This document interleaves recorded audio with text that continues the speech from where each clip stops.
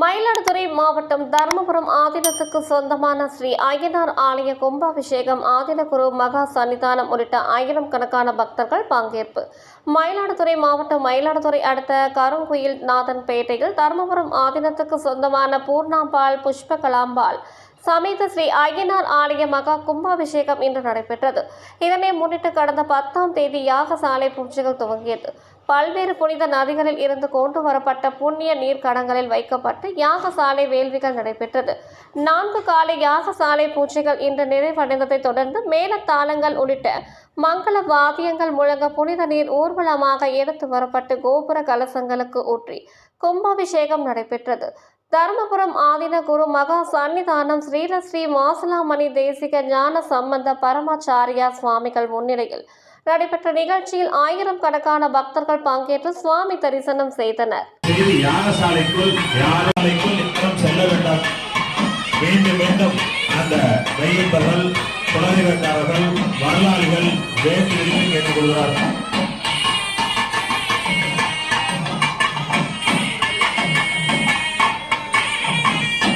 கும்பாபிஷேகம் அதைத் தொடர்ந்து மூலவருக்கு கும்பாபிஷேகம் அருள் பிரசாரம் அன்னதானம். சுவாமியே சரணமையப்பா.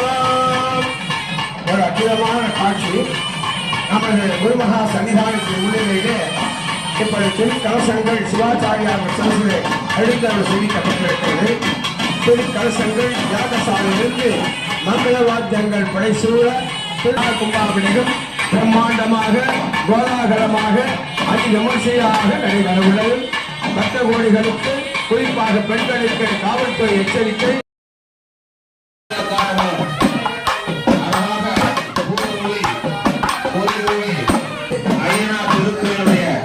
கும்பாபிஷேக பெருவிழாவானது இன்னும் தொடர்ந்து வருவதை பேராசிரியர் வல்லநாயகம் சொல்கிறார்.